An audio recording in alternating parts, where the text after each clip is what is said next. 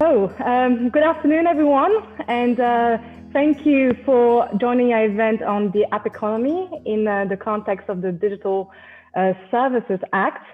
We will, for those who follow those topics, we know that a new piece of legislation is coming up in December that will focus on digital markets and which will combine two pillars. The first one with rules on online platforms which are considered as gatekeepers, and also a market investigation tool. So today we wanted to dive into those topics and talk about how these proposed changes could cause ripple effects throughout the platform ecosystem and also the app economy. So this is the first of two events that we're having, and the second one will take place on the 18th of November, and registrations are already open. You can access these on our website, on the App Economy's website,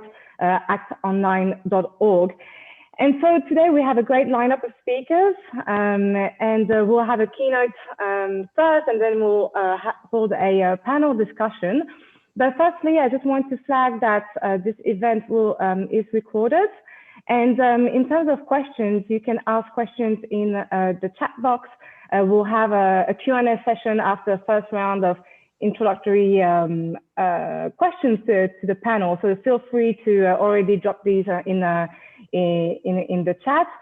And we'll do our best to answer as many of these as possible.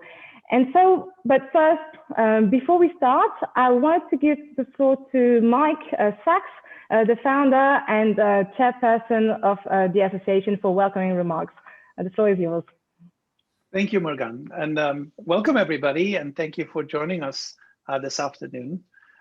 Just yesterday, Vice President Vestager said to the European Parliament that, and I quote, very few small businesses will be touched by the digital rules.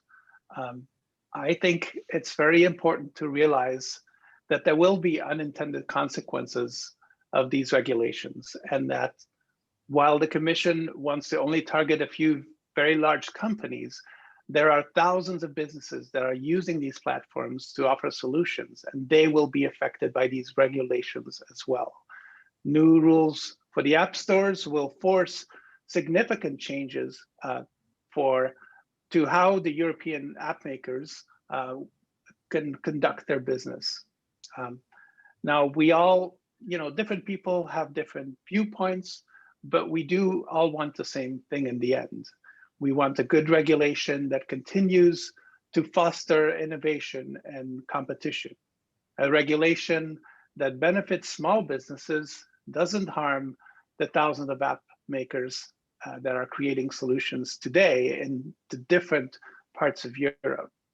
These thousands of businesses make up the European app economy, and I would highly recommend that you check out the Deloitte report on the app economy in Europe that came out just a few months ago. I think we can paste the link in the chat. But at the App Association, we have members all over Europe who are building wonderful apps that improve people's lives every day through education, through health, and entertainment. They have business apps. These companies are small businesses that thrive and reach a global audience because of the app stores. The gatekeeping actually keeps the bad actors out and makes it so that users can trust a company they've never heard of. And that way, these small companies and startups are able to compete with big brands. One of these app makers is with us today. Stan Dewavrin is here. Welcome, Stan. And he is with OBB. They, with a team of only 40 people, have created 8 games in the past 8 years and have gathered a community of more than 100 million players who love their games. And they've done all of this from Paris. We also have speakers today who are experts in competition law and economics, as well as a policymaker with an extensive background in digital regulation. And I am very thankful and honored that they could join us here today, and Morgan will introduce them to you shortly. But for now, I would like to thank you for being here and for caring about what we hope will be a thoughtful and well-defined regulation with minimal unintended consequences that preserves competition and innovation, especially for the small companies from all over Europe that create the apps that make our phones and our lives most importantly, better every day and more enjoyable every day. So thank you for being here.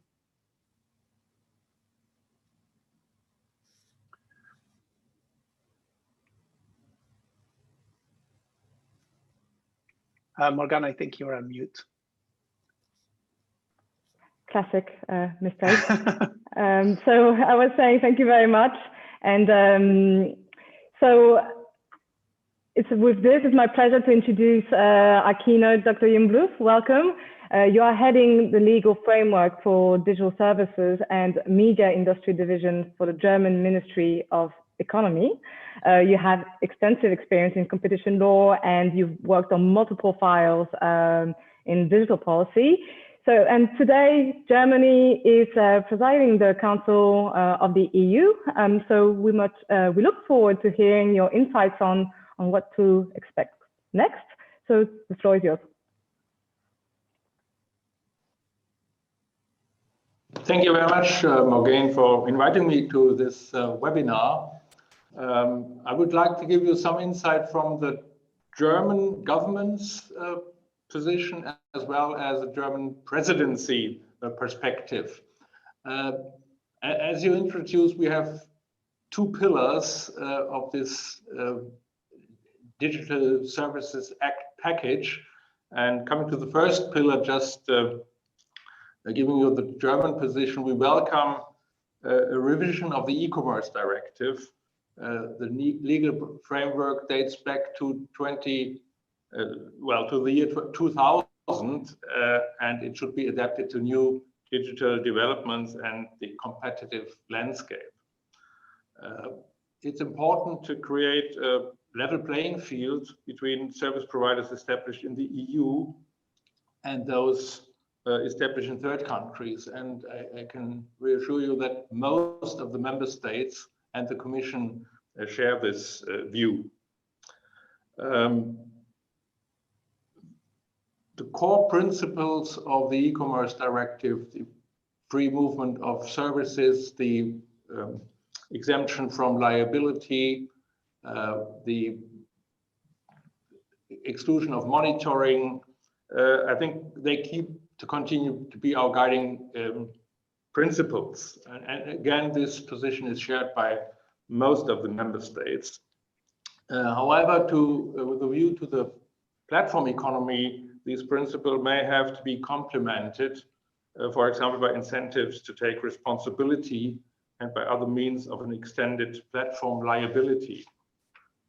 In any case, and I can join Mike Sachs here, in any case, all potential provisions should ensure that small and medium-sized enterprises, especially in Europe, like app developers, will not be subject to excessive obligations and unnecessary administrative burden. And again, in this first pillar, large service providers and platforms, in contrast, may be subject to stricter obligations. As regards illegal content and hate speech, we should reconsider the country of origin principle and the existing cooperation mechanisms in order to better protect online users. This is, I think, the main topic in the first pillar. We recommend to provide for an institutional setup which sanctions the cooperation of national supervisory authorities.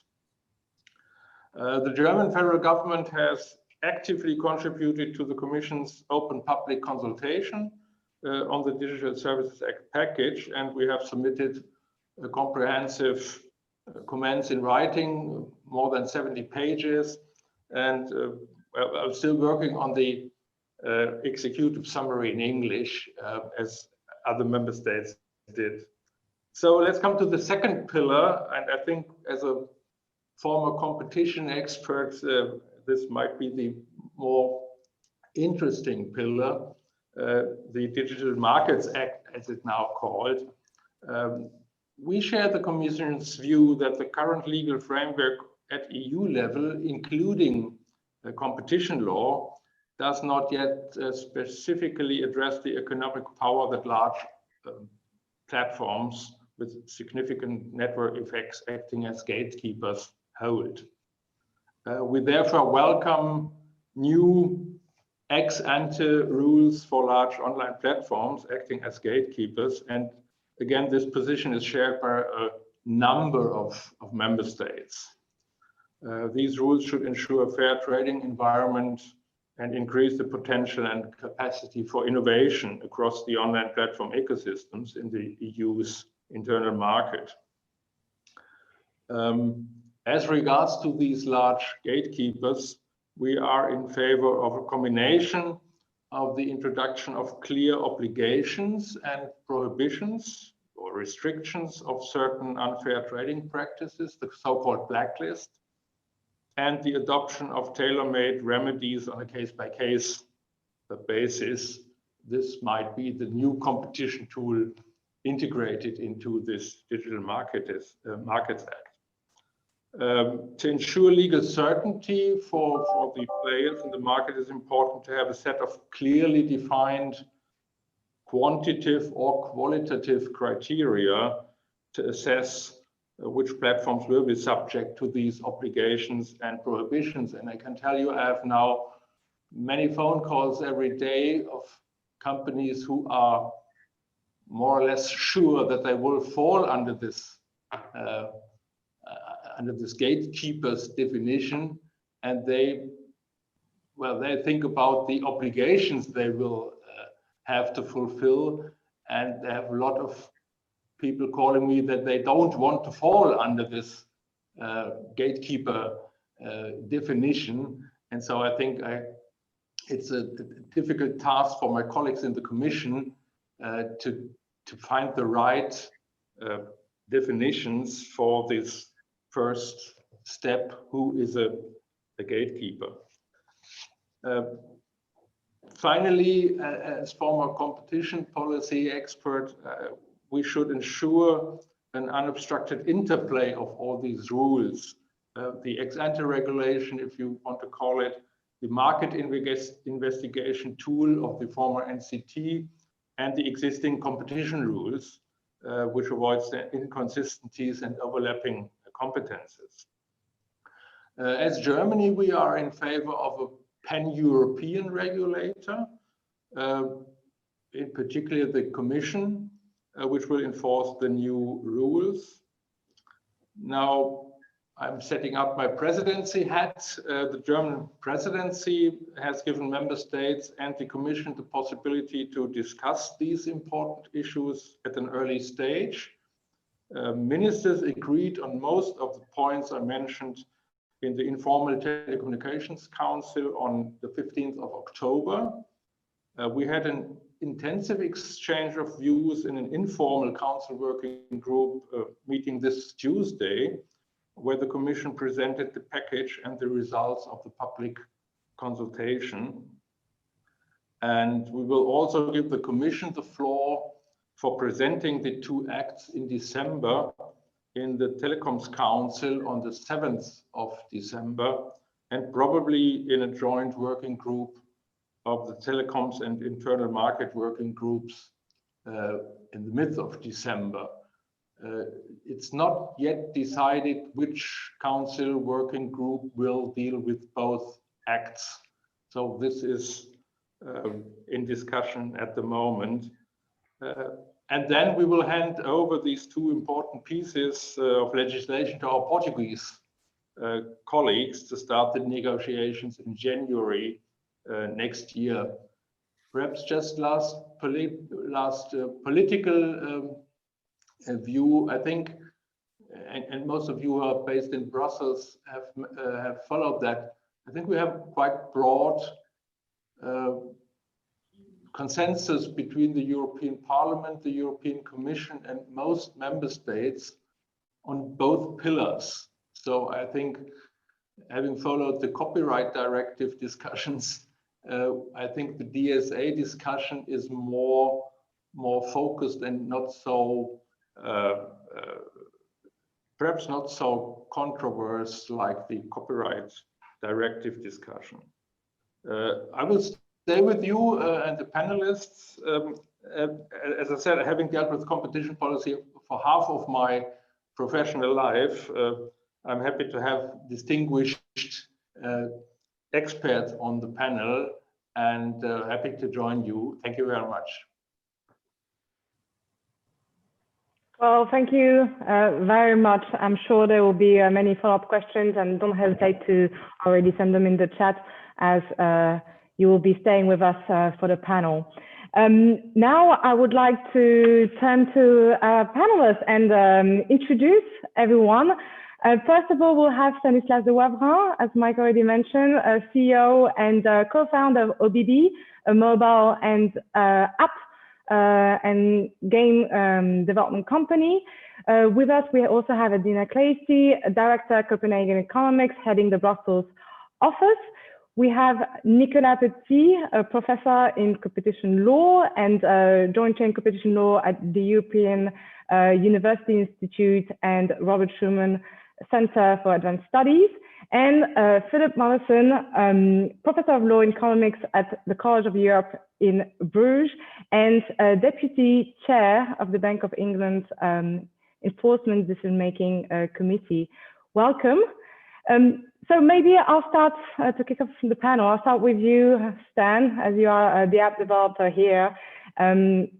Maybe before we dive into the topic of the issues you might be facing in the app economy and how regulation might affect your business, can you give us a few words about you, your company, and your experience in the app economy? That's true. Thank you, Morgan. First of all, I would like to thank you all for having me today and to give me the opportunity to speak about this subject. I believe the conversation about online platform is very important. The way we are perceiving online platforms and the way we are planning to regulate them has a direct impact on the way we are conducting business and our relationship with our platform and the consumers. So I've been working on the mobile game industry since 20 years today. I started my journey in the early 2000s, as you can guess, on WAP. I was a VP of creation, meaning I was taking care of all the games at Gameloft, a French company, which when I left was a company of 6,000 people operating worldwide. I stayed there for 11 years before I started my own company in 2012. So during this 20 years journey, I had the opportunity to create some of the first mobile game success back in the day. I saw the user base grow from a few thousand of people who were able to download games to now a few billions. And I've been experiencing as a developer firsthand the evolution of the app industry on the platform. My focus on domain of expertise is really mainly on the game development part, but I will be happy to share my view as best as I can. Right now, so I'm the CEO of Bibi. Mike has already told you a little bit, but we are based in Paris. We are more than 35. We have games that have been downloaded more than 100 million times. In this industry, which is very prosperous, we are considered as a small and medium-sized developer. But our mission is still to become some European digital champion at some point. And to do that, we will have to depend on the platform economies and growing our expertise to make a better game and promote them better. And so now that we know that there will be new rules for platforms acting as so-called gatekeepers, which actually include app stores, which aim to solve potential issues in the market. My question to you would be, as an app developer and following your experience, what's your biggest issue, I would say, on a day-to-day basis in the app economy? So the problems they're facing now, maybe compared to a few years ago, and also what would be one of your biggest concerns, if any, with potential regulation? Well, right now, to be honest, we don't have a big issue with the platforms. We are developers, and I come from a world where the gatekeepers were not behaving as good as they are behaving today. I used to develop games that were sold by carriers stores, and it was a time where the relationship you had with the stores will directly impact your business capacity. So when these guys, when the recent platform we have today arrived, they were perceived as actually a savior because they offer a better business proposition to the world, and the way they have operated has allowed for such a diverse and such a booming app economy. So on my side, I don't have like a direct issue with the way these people are operating. Of course, there is stuff we could ask for a little bit more transparency and some improvement on some specific points. But beside that, I believe it's a very positive journey, and I've seen a lot of great stuff happen during these 20 years. Also, about regulation, unfortunately in France, we had a very bad case of a new regulation which was called the GAFA taxes. I don't know if you are aware of that.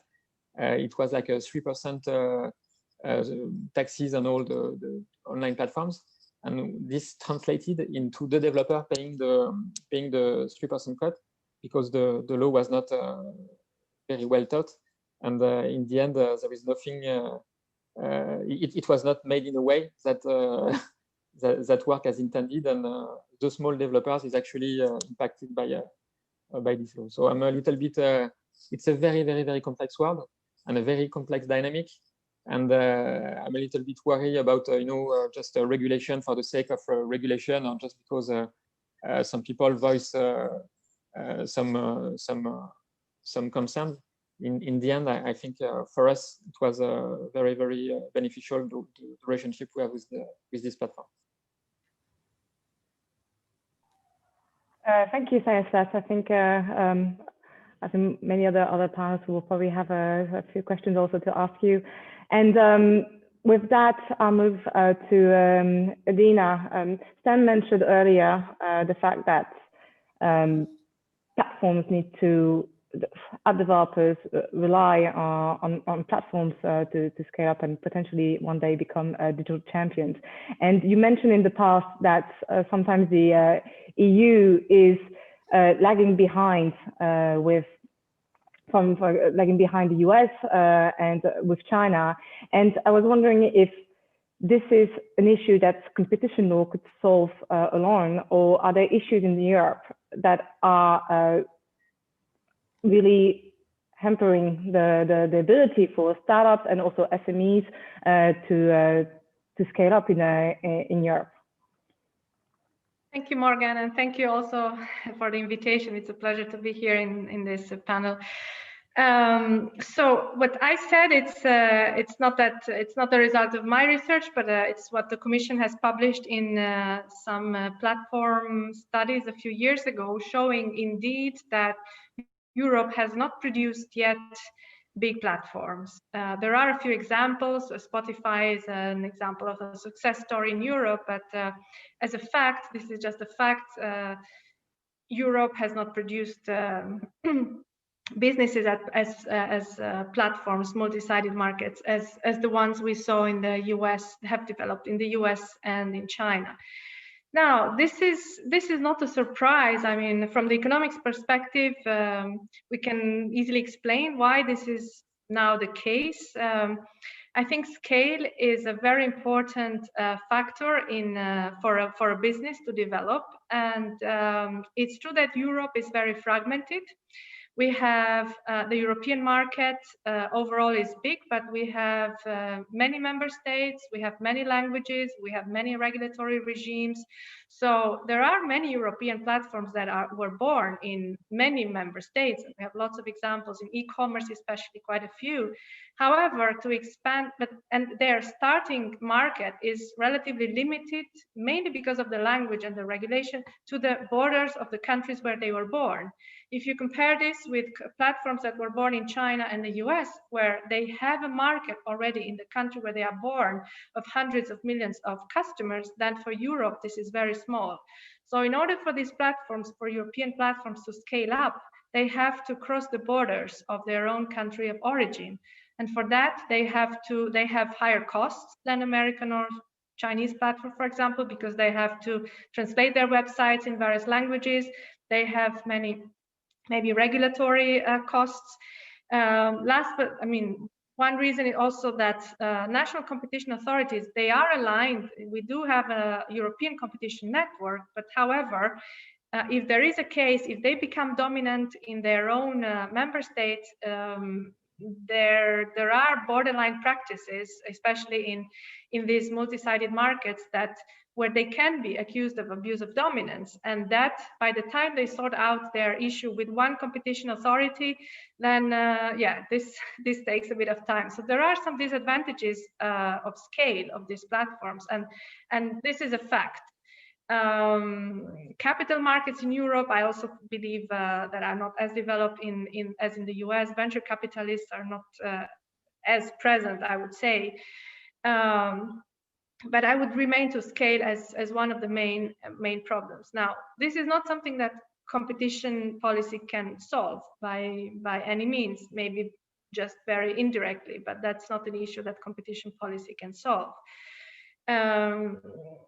I think, regulation that is coming now into Europe doesn't seem to target exactly this problem.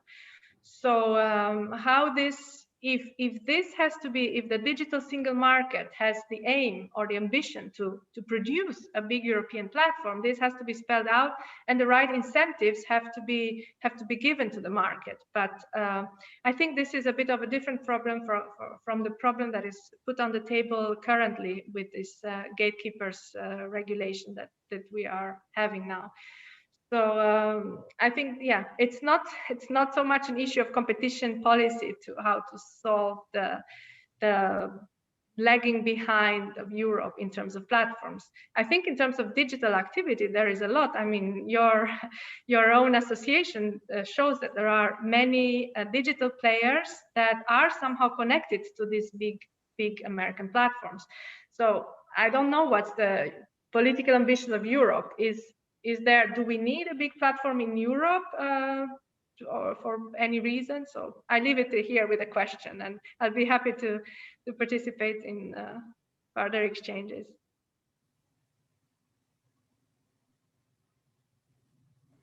Thank you very much. I think the whole question also will be indeed to identify what are we trying to tackle here. But we'll go back to this. On this, I'll give the floor now to Nicolas Petit. You have a lot of experience, you recently wrote a book on this subject. So digital markets are characterized by different attributes than traditional markets. And one of the key issues when crafting legislation is really how to really identify those differences. And so wanted to ask you what, in your opinion, concentrated markets in the digital space, how do you think, are they naturally anti-competitive, or do you think the problem is elsewhere? And for small players like our association members, how could they disrupt the market in this space? Hi, Morgan. Hi, everyone, and I'm very happy to be with you today. So the short answer to your question is no, I don't think the platforms are naturally anti-competitive. And the long answer comes now. So antitrust and regulatory policy frameworks have not produced very clear models of competition with adjacent products or complements. This is the core problem. And the result is what we are seeing today, policy fixation on large consumer-facing platforms with a dominant market share and corresponding inattention to unprecedented entry levels and intensity in a whole host of surrounding markets. So I'm not the first to say that. There's papers by Tim Bresnahan, a Stanford economist, and Shane Greenstein, Harvard Business School. They have documented that the computer industry has worked on that dynamic of indirect entry with imperfect substitutes and complements for decades, moving from mainframe to mini computers, microcomputers, and servers. The difference, of course, is that in digital, the same logic happens, just on a more rapid clock. So each of today consumer-facing platform, you take every big one, entered the market by indirect entry, not direct entry. Facebook displaced MySpace, Apple made Nokia a ghost town, Google relegated Yahoo to also ran, you know, you name it. And you might tell me, but this is old. This is very old. Nothing has taken place since the early 2000s. We actually read that in some expert reports. That's interesting. It's wrong. If one considers, again, indirect entry and looks elsewhere than in these markets, there's a lot of activity going on. So I'll spare you the laundry list. TikTok entered social networks without a social graph. Zoom entered video conferencing without network effects. Shopify attacked Amazon without a merchant marketplace. And Android entered mobile telephony without a handset device. These are the conventional examples. But if you look upstream, downstream, and elsewhere, one cannot fail to come away impressed, I would even say thunderstruck, by the amount and intensity of indirect entry in digital markets. So here's my today laundry list. I went on the TechMeme website trying to note names of companies which were nowhere here in the past 10 years. Stripe, Robinhood, Square, Nextdoor, Kanji, Stribis, Outrider, Strider, you name it. I could number them. I could not even number them on, you know, a pile of paper. Impossible. So, you know, the policy discussion seems to operate these days in an environment completely removed from any empirical reality. Unless we're ready to apply double standards to the digital economy, meaning we expect more entry in digital industries than in standard industries. But no reason has been advanced to make and to lay down that postulate. Not one. So what I want to tell you, and I'll close here, is that if you believe, like me, that the dominant mode of operation for competition in digital industries is not direct entry for market share against incumbent platforms, but indirect entry to displace the nexus of competition, the locus of competition. If you, like me, in that, then we have to carefully think about what we are doing with antitrust and regulation. First, we should prioritize antitrust, not regulation, because it gives us the time to study, and it provides tailor-made solutions rather than bold horizontal regulatory obligations.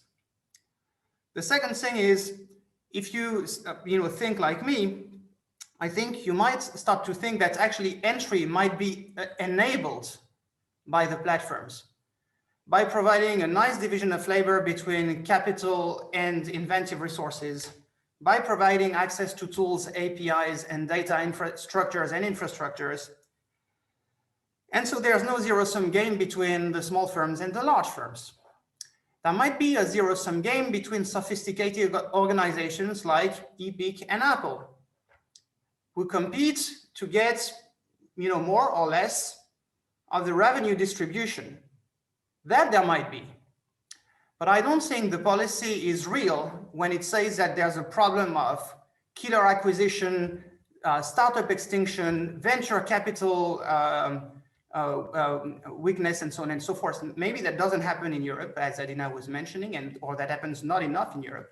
But I don't think laying down regulations which prevent and prohibits from the outset all sorts of monetization strategies by innovative companies is the right way to go. That's all I have to say. Thank you, Nicolas. I think many points to bounce back on for the rest of the discussion. We'll turn now to Sir Marsden.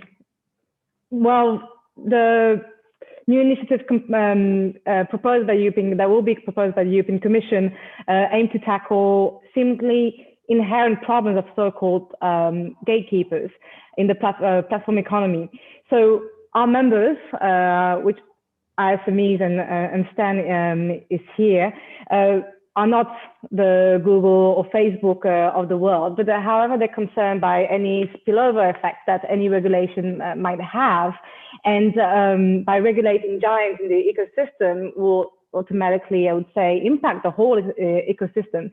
So from your experience at the Competition Market Authority, do you think it's possible to observe a single problem in a digital space and describe one simple solution? And what kind of knockoff effect should we be most concerned about? Great, thanks, and thanks for this opportunity. And I think it's extremely important to have the kind of technology expertise amongst your membership and on this panel here to be able to ensure that the regulators and competition authorities are made aware, indeed, of genuine problems, strategic, tactically alleged problems, and perhaps, a range of unintended consequences. So I welcome this discussion.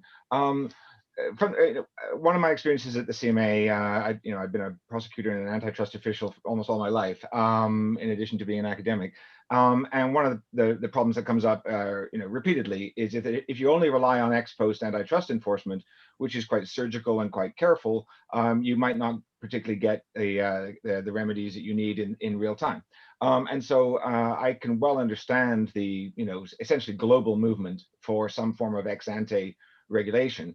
And I think the issue for us now is to ensure indeed that this is targeted, it's thoughtful, it's helpful, it doesn't disrupt innovation, and if anything, it enhances the diversity that we need for innovation, and that it doesn't stultify problems or markets. From the CMA, one of my experiences was when I was deputy chair of our banking market investigation. Market investigation in the UK is much like this proposed new competition tool, where we essentially look at markets and identify not competition law infringements. So, antitrust isn't relevant. You're looking at, actually, this market doesn't seem to be working well. And in the banking market, we were looking at essentially financial platforms. And the main complaint we were getting from myriad fintech developers and entrants to the banking sector was essentially that they needed access to, whether it's data or they needed access to other aspects of the environment to be able to make their offerings.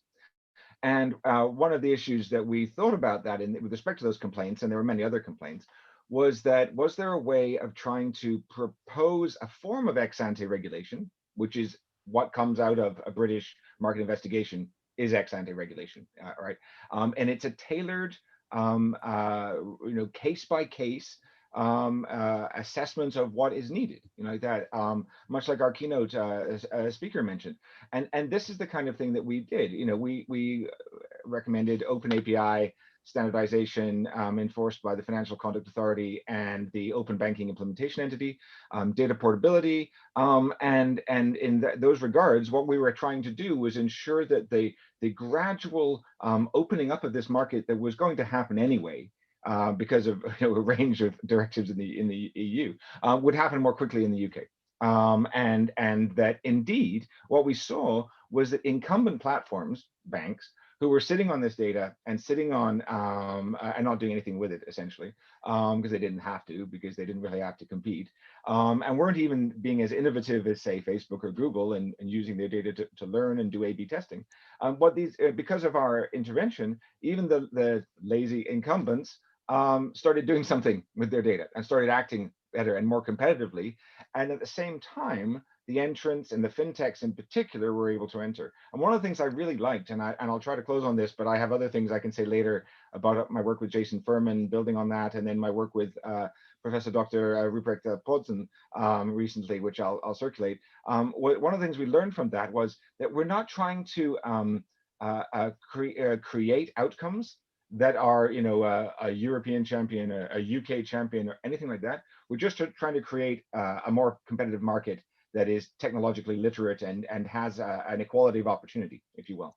And then it's up to the abilities of the developers, like Stan, to say, you know, is that stuff good enough or not? And one of the things we noticed, for example, is we had predicted some market developments from our intervention. You know, so we predicted that there would be a range of things like account aggregation, there would be personal financial management app developments, there would be SME financial management, there'd be account-to-account money transfers. We predicted all of those would happen, and they did. We also predicted a range of things, you know, in our little competition silo, you know, in their little ivory tower. They were thinking maybe this will come and that will come. And we thought, well, maybe the high balance sweeping would come, cash flow optimization apps would develop, interest maximization apps would develop, and they didn't. They didn't develop. Why not? Because there was no market incentive and there was no market need or whatever. You know, and so we were surprised. We're like, oh, we weren't disappointed because we wanted to help the market develop as it was going to, we hoped. What I was most thrilled about was the stuff that developed in the UK that we didn't predict from our interventions. So, for example, a range of apps were launched relating to financial inclusion, protections for financially vulnerable people, legal and welfare support advice, retrospective gift aid claims, and several API aggregation services that have entered the market that we couldn't have predicted. And I think that's the way the market should work. So all I'd say in conclusion is when you know, there isn't one solution to answer your question. I do think, though, that interoperability makes a big difference, and that's really all we were doing in the UK in a sense, was mandating interoperability.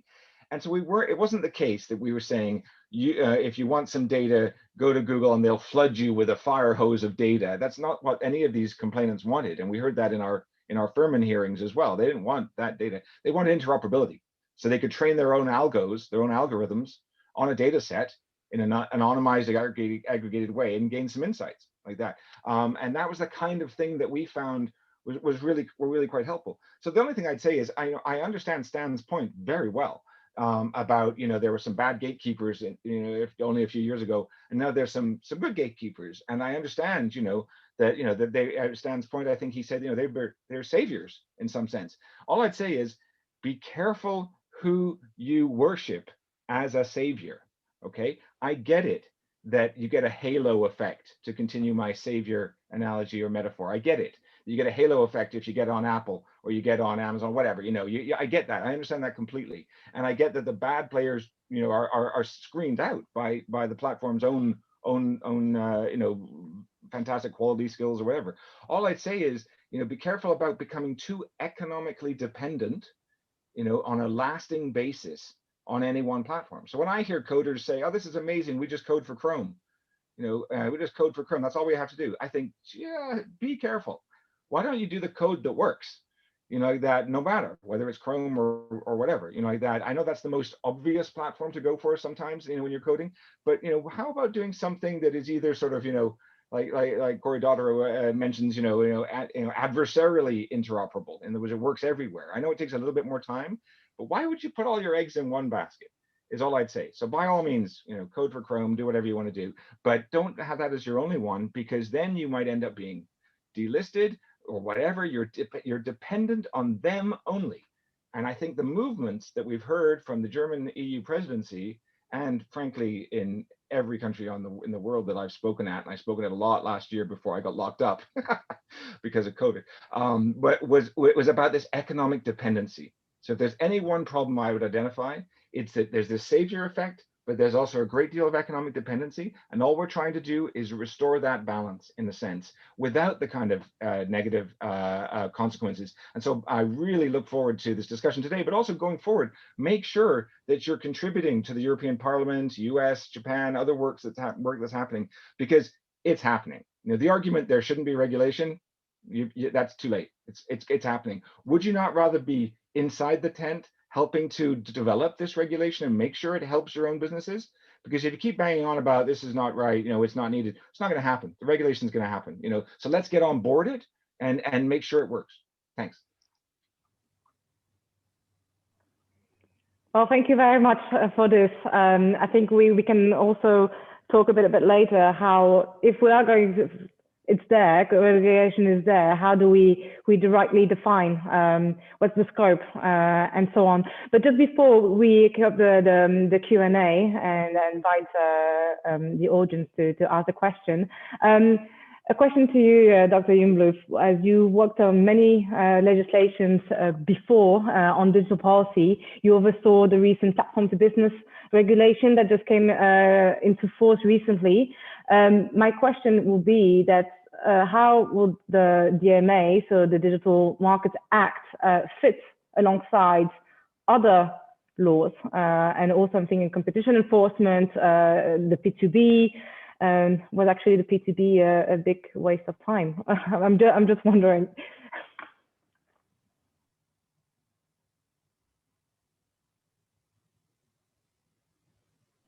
I think we cannot hear you.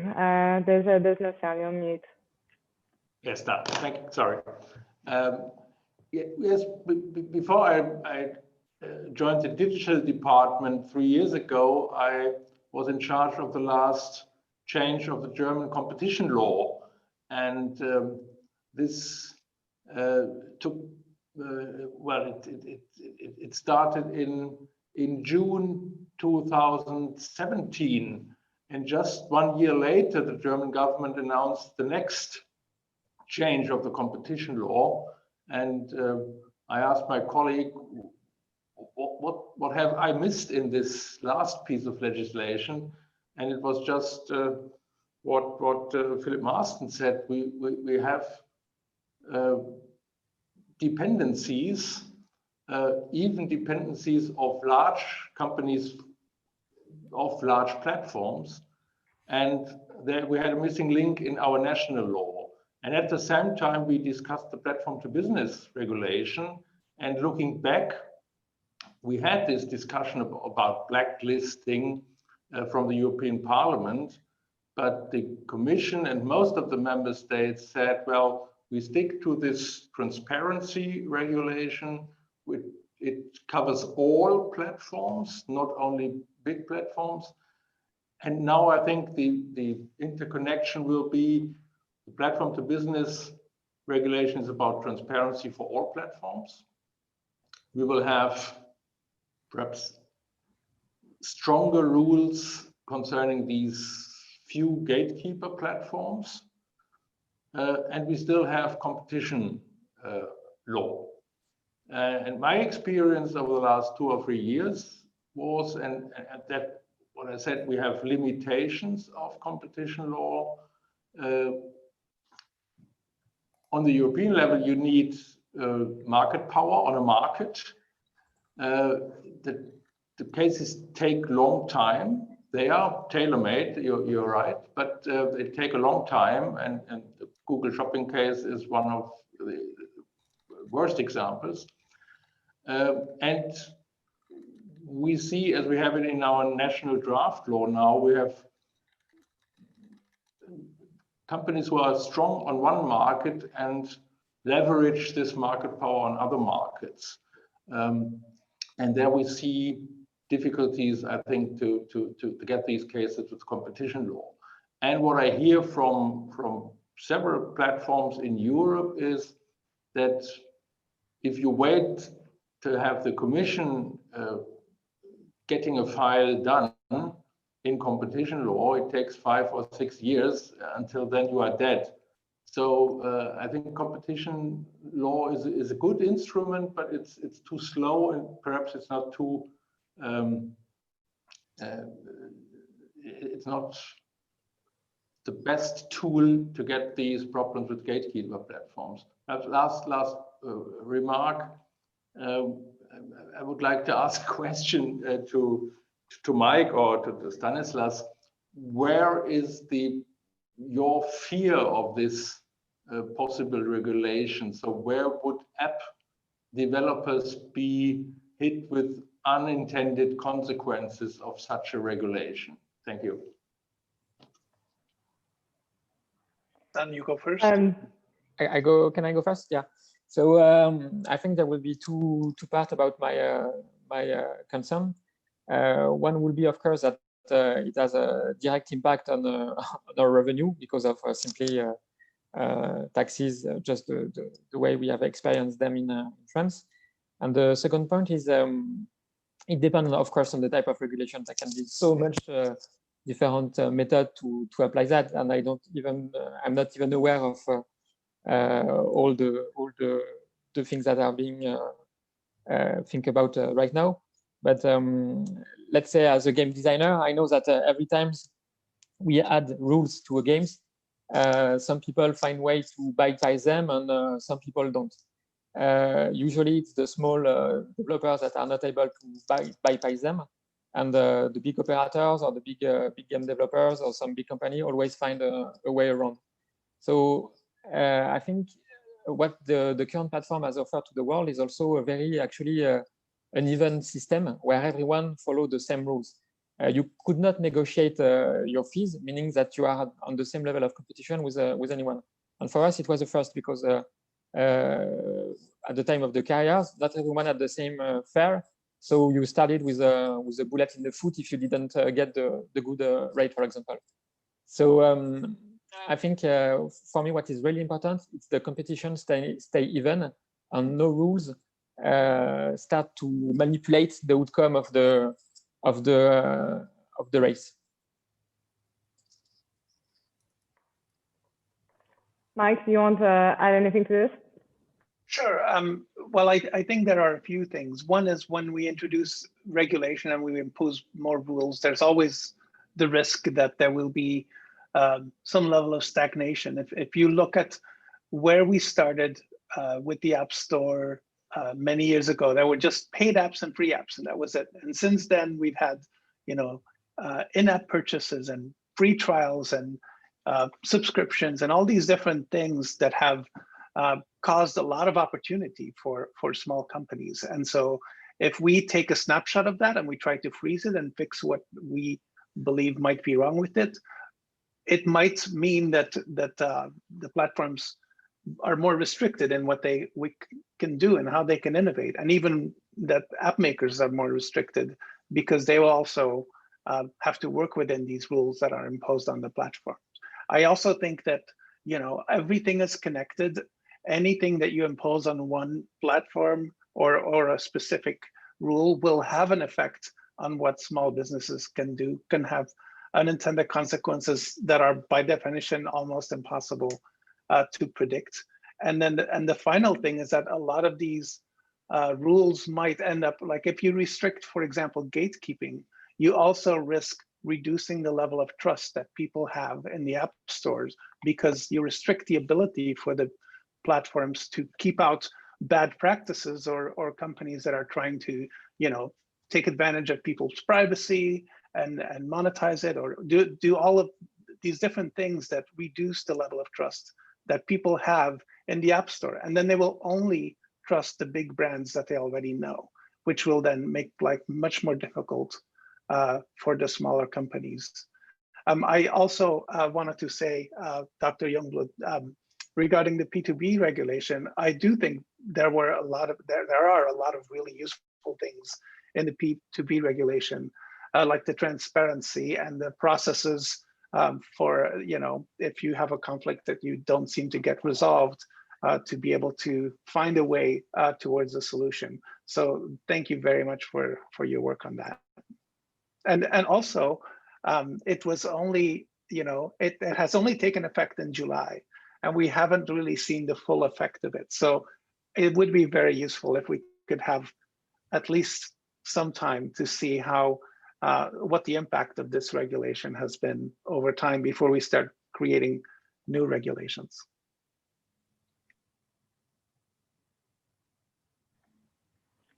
Thank you, Mike. I don't know if any other, before I move on to the next question, if any other panelists want to react to what has been said before. Yes, okay. Nicolas and then Adina. Yes, Morgan. So I think, anyone who's done a bit of competition law in the past 50 years, so that's me when I was in my mother's belly, probably, will not fail to notice that the approach under the DSA and the DMA is extremely common with the approach that the European Commission had to anti-competitive agreements for 30 to 40 years, listing blacklists of behavior and whitelists of authorized behavior. An approach which was discarded in the late 1990s and early 2000s because, in part, it undermines business model innovation. Most firms were having the same contracts across Europe. There was no opportunity for innovation in terms of your contractual dealings with suppliers, customers, and sometimes competitors. So that's one thing. And so it's very interesting that it's something that we did away 20 years ago, we've forgotten it. I mean, the level of amnesia in the legal and policy discussion is astounding. The second thing, and I think that's more of an economic point, is that the policy discussion also seems to operate on a sort of an unwarranted assumption, which sort of, puts like sectors like pharma or semiconductors on the same footing as digital industries. So if you look at the leaked DSA or DMA or whatever documents that appeared a few weeks ago in our mailboxes, the list of business practices which will be prohibited are precisely the main channels by which firms that operate in environments where you don't have strong intellectual property can monetize their investments. Things like bundling, self-preferencing, and so on and so forth. Now, you have to think really hard. Of course, the digital industry is a new industry to some extent, and so legislators have not adopted property institutions that would entitle investors to monetize, right? And so you see these practices. So these firms invent new ways to make money out of their investments. If you strip that, but you do not provide for property institutions that would be the backbone for a reasonable reward on investment, you are indeed going to dry up the allocation of investment to innovative activity. So I think that's quite a risky bet for Europe to take, especially given the state of its digital industry markets. Thank you, Nicolas. Adina, you want to react as well? Yes, thank you. Very quick two reactions. I wanted to react to Mike. I think I very much agree with him. And from the economic perspective, if you have systems in place that work well, like the systems between app stores and app developers that seem to work well and on the basis of trust and on the basis of a quality control that actually the app stores are doing in order to offer their customers a product that has some standards, I think the regulators should be very careful when touching one of the layers in this supply chain, because indeed these efficiencies can be broken, and that's the danger. I mean, from the economic perspective, I would say that that's an important danger to take into account. And just to follow one question, if I may, on Philip's remark, I very much agree that economic dependency is quite dangerous, and you don't want to be dependent on one supplier only. But I would be, and definitely, if a market is allowing for multi-homing or customers do multi-home, that is very good for competition. So if customers can go and put eggs in different baskets, as Philip was saying, that's very healthy. But I'm curious if, from the app developers' perspective, if this is a problem. Are there big costs of multi-homing, of being present on many app stores? There is probably some investment cost, even if there is no interoperability. There might be some investment to be made. But in my ignorant opinion, this might well be offset by the vast amount of extra clients you get by being present on an additional platform. This is just more curiosity for Stanislas, for example. Is this a problem that you have? Yeah, actually, we are using a middleware platform, for example, for developing games, which render for us very easily to port games from iOS system to Apple to PS4 to Nintendo Switch, for example, if you wanted. Many of the technology available today are always oriented toward being able to distribute your games or your apps on many sort of devices. What's true is that we are not always using all the platform available. For example, there is on Android, there is more than one store, and you could be selling your apps in a multiple store. But most of the time, we don't. Me and a lot of other developers don't even bother to develop for these stores, because simply the revenue we are expecting from this user base is too low. So most of the time we are concentrating our effort on the biggest one, simply because in the end we need the user to thrive, and we are focusing where there is the most user available in the world. Something else I should have maybe forgot to mention is we are talking a lot about the discussion is European centric. But I think, for example, some of our concern is more about the protection that Europe could give us regarding for example some other countries which are not applying the same rules as we do. So if we have a set of rules which is unique to Europe and have to apply only to the European developers, we're going to have a little bit more difficulty to compete with some other guys. And for example, we as European developers, we are not able to distribute games in China. You need special licenses to do that, and these licenses you need to apply to the government, and it's a very costly and uncertain process. While Chinese developer can, of course, publish their games in Europe without any sort of restriction, and in that sense, there is like a little bit of competition issue for us as developers right now. And these guys are getting stronger and stronger, and simply we are. I mean, mathematically speaking, we have no way to be competing with this guy on the long run. And to add to that, I think Philip's advice of not putting all your eggs in one basket is excellent business advice, and the middleware development tools really help address that, because you can develop something once and then publish it on multiple platforms without much additional cost at all. So that's how, as a business, as an app maker, you kind of make that strategic decision, what tools you want to use and which platforms you need to target. And for every app maker, it's a different choice of variables and priorities. Thank you, Mike. Philip, you want to react? Hi. So just for the opportunity to raise the level of heat in the debate, because we're being very polite. So with my sort of British, sort of Canadian accent, let me take on a few of the things that Nicolas said, if you don't mind.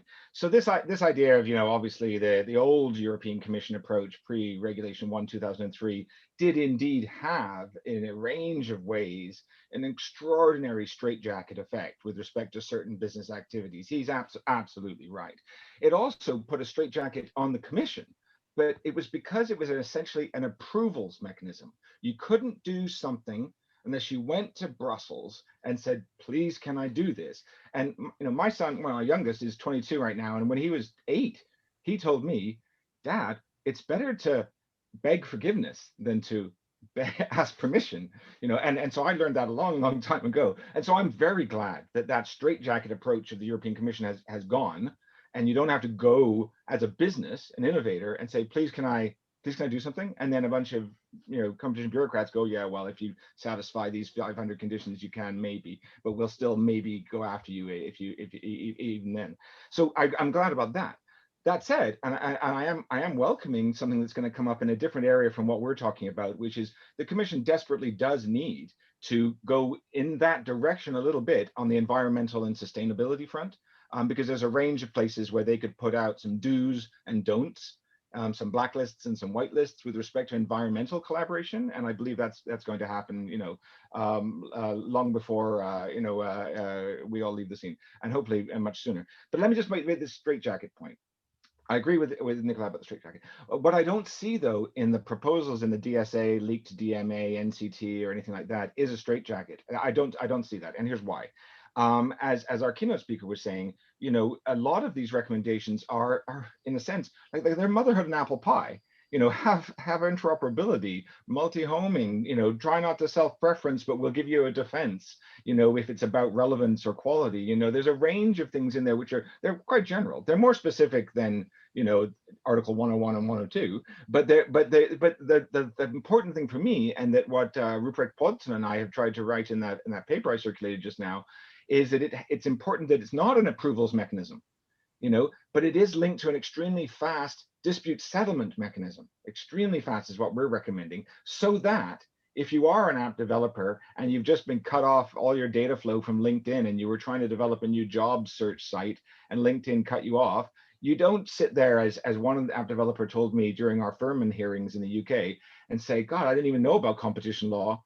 But when I heard about it, and I heard about the essential facilities doctrine and refusal to deal and how long it takes, I would never have gone towards competition law. As an app developer, I'm not in the business of hiring competition lawyers. I just want the bloody data, or I just want to access the data, or I just want a subset of the data, and I was being cut off, and I don't want to spend 12 years fighting that. So just about this straitjacket versus bespoke, I think we're aiming towards quite bespoke dispute resolution based on some high principles that are in the DMA, but have a really good fast use case, like that, and that if they were strategic complaints, they would be pushed aside, and so there's a range of suggestions Ruprecht and I made about the platform complaints panel, a platform compliance panel, and these sorts of things. But all I'd like to say is that when I was doing this work with Jason Furman and the Unlocking Digital Competition panel, we were repeatedly told that a key reason for introducing an ex-ante regulatory instrument was the long delay in resolving abusive dominance cases, okay? And the poster child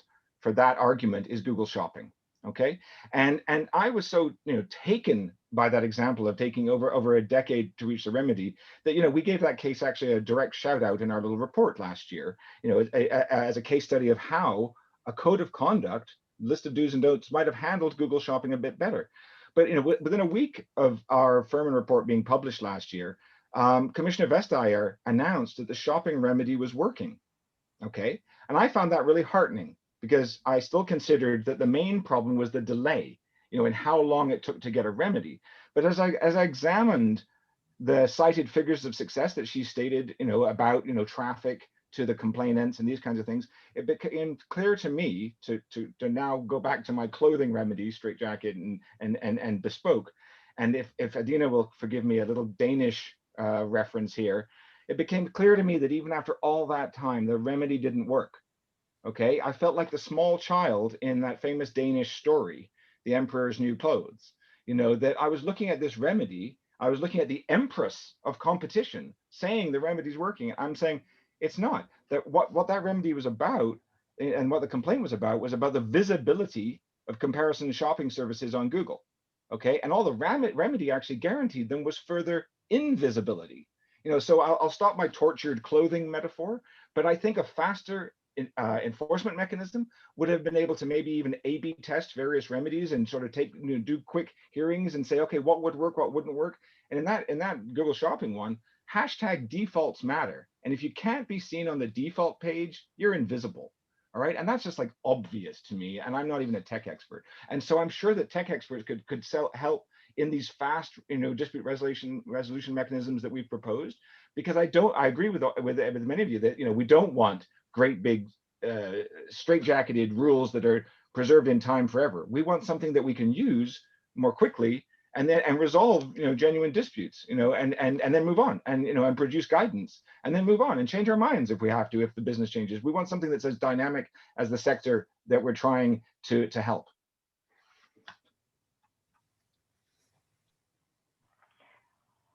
Thank you. Thank you, Philip. Maybe we can go to one of the questions in the chat. It's a question talking about remedies. A question for Dr. Jungbluth. Would be, in your opinion, on the competition remedies that DG Comp has executed against the digital giants so far, what's your opinion about that? And have the fines and behavioral orders been sufficient in encouraging platforms to act more responsibly, or should the EU better consider structural separation and potential breakup as more efficient remedies?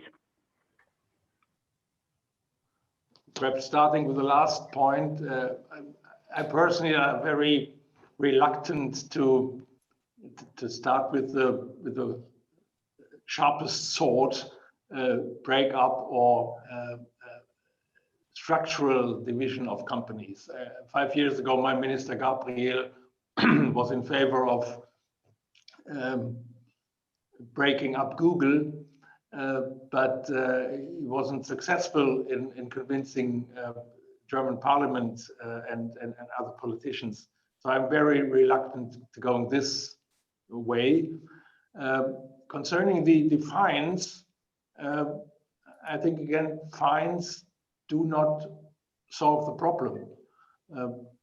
These companies we are talking about have very deep pockets, and even for billion euro is not such a big problem. So I think, as Philip Marsden said, we are now at the point where we're discussing: is competition policy, are these cases dealt by the Commission sufficient, or do we need stronger instruments? And the German position, and I think this is shared by France and the Netherlands especially, is that at the moment we see the limitations of competition instruments, and so we should go further.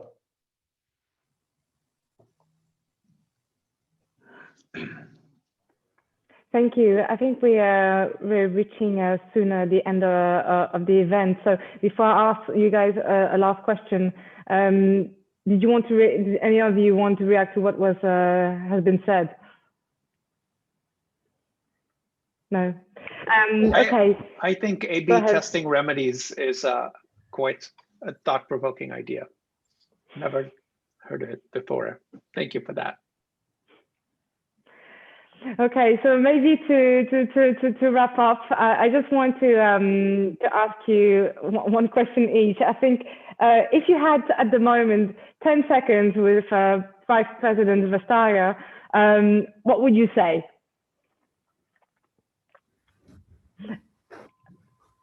Should I start with Adina?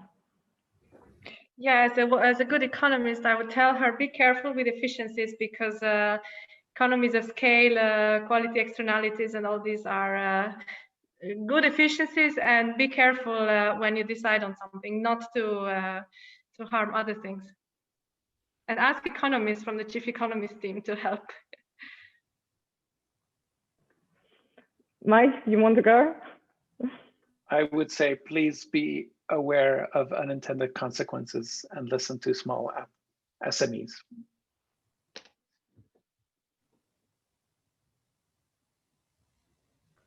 Philip? Hashtag interoperability stimulates competition. Hashtag defaults matter. All right. Hashtag NCT, new competition tool, needs independent panelists and tight timelines. And the other rules need a very fast adjudicative mechanism. Nicolas, do you want? Yeah, I would give her a present, which is a book from a left of a left of center, a French guy from the 1960s, Jean-Jacques Servan-Schreiber, called Le Défi Américain. And I would tell her that if Europe doesn't invest in dynamic capabilities and relaxes rules on firms to change and experiment with business models, we will end up like Hamlet without the Danish prince, as Joseph Schumpeter said.